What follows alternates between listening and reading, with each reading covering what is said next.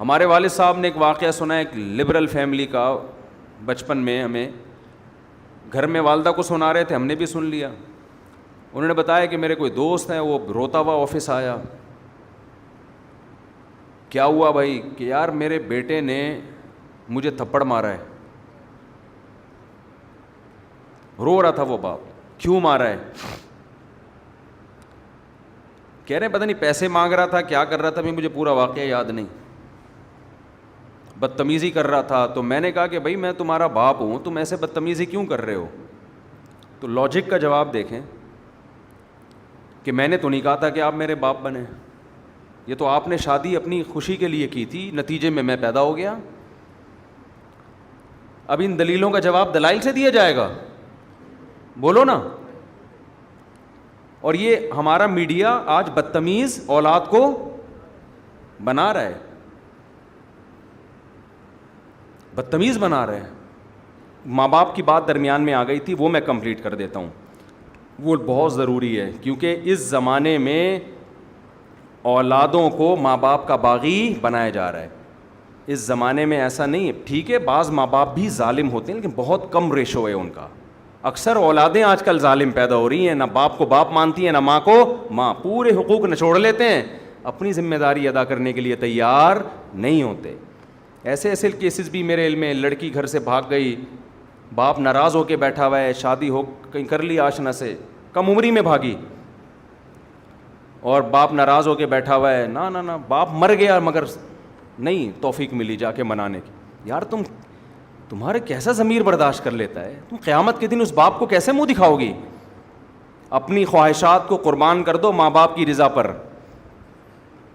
حدیث میں کتنا زبردست واقعہ ہے کہ 3 آدمی جو غار میں پھنس گئے اور ان کو یقین ہو گیا اب ہماری موت یقینی ہے، تو تینوں نے اپنا اچھا عمل اللہ کے سامنے پیش کیا. ان میں ایک وہ تھا جس نے کہا کہ اے اللہ میں بکریاں چراتا تھا، دودھ لے کے آتا تھا، رات کے وقت اپنے ماں باپ کو پلاتا، پھر اپنے بچوں کو. ایک دن مجھے دیر ہو گئی، میرے ماں باپ سو گئے، بچے آئے مانگنے کے لیے، مجھے غیرت آئی کہ اپنے ماں باپ پہلے اپنے بچے بعد میں. تو میں ماں باپ کو میں نے اٹھایا نہیں کہ نیند خراب ہوگی، اور بچوں کو پہلے پلا دیتا تو میری غیرت یہ گوارا نہیں کر رہی. پہلے میرے باپ اور پہلے میری ماں ہے. اے اللہ میں ساری رات پیالہ ان کے سر پہ لے کے کھڑا رہا ہوں اور میرے بچے مجھ سے وہ دودھ مانگتے رہے ہیں. میں نے کہا نہیں، پہلے ماں باپ.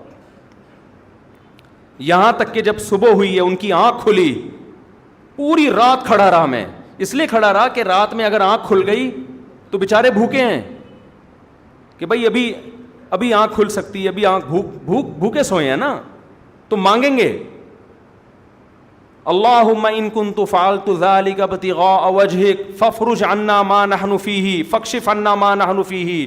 اے اللہ اگر تجھے میرا یہ عمل پسند آیا اور میں نے یہ تجھے خوش کرنے کے لیے کیا ہے، تو آج جس عذاب میں مبتلا ہوں اس عذاب کو ہم سے دور کر دے.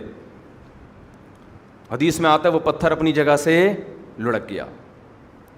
بہت بڑا حق ہے والدین کا، آپ ان کی قربانی دو گے ان کے لیے. اللہ اس حدیث سے پتہ چلتا ہے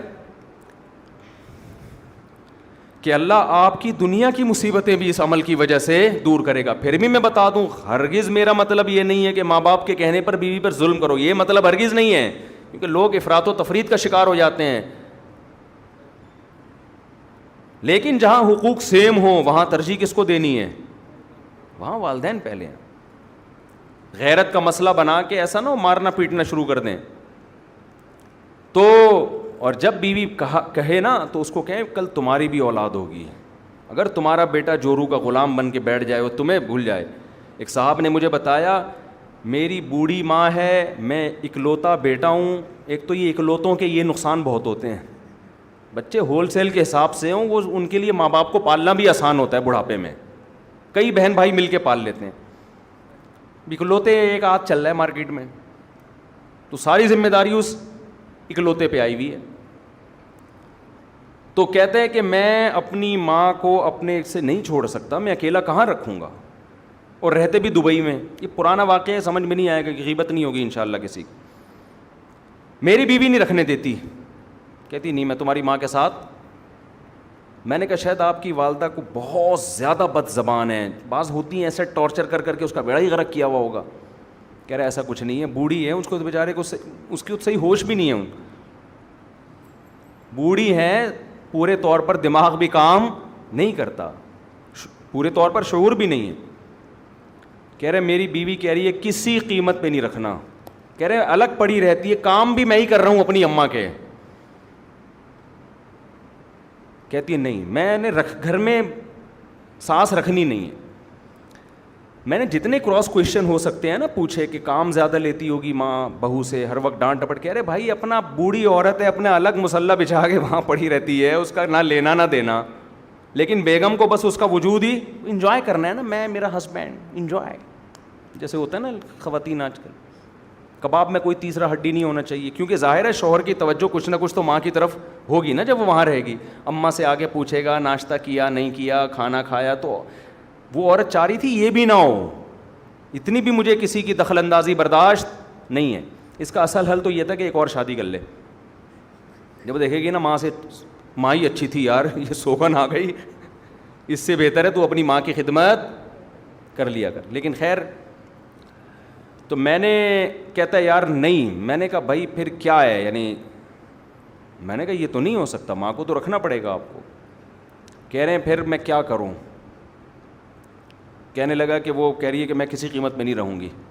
میں نے اس کو بتا دو کہ بیگم میں ماں کو اکیلا اس بڑھاپے میں نہیں چھوڑ سکتا, آپ نے رہنا ہے رہیں, ورنہ پتلی گلی سے نکلیں. آپ سمجھتے ہو کہ نہیں سمجھتے, آپ پتلی گلی سے نکلیں. میں نے کہا ورنہ آخرت میں تمہاری ٹانگیں چھت سے لگی ہوئی ہوں گی, یہ عورت تمہیں اللہ کے عذاب سے نہیں بچائے گی. اور اس کو بتا دینا کہ کل میری بد دعا ہے کہ کل تمہارا بیٹا بھی اللہ کرے تمہیں الگ چھوڑ دے, الگ چھوڑ دے. اور ہم کوشش کمپرومائز ہی کی کرتے ہیں کہ یار ایک رینٹ پہ اوپر لے لو, اوپر کوشش تو ہم یہی کرتے ہیں ڈیورس تک نوبت نہ آئے. لیکن وہ اس کی ماں پاکستان میں رہتی ہے, یہاں اکیلا کیسے رکھے گا, اس کو تو دبئی بلانا ہے اپنی ماں کو. تو اس لیے میرے بھائی ماں باپ کے رشتے کو ہلکا مت سمجھو, یہ بہت بڑی آزمائش ہے. اس میں پورے اتر گئے تو کامیابی ہے, ناکام ہو گئے تو بہت بڑی ناکامی ہے اس میں. وہ میں بات کس کی کر رہا تھا پتہ نہیں یہاں کہاں سے آ گئی. وہ فرعون کے قارون کی رپورٹ چلتے چلتے ابا اماں کہاں سے آ گئے.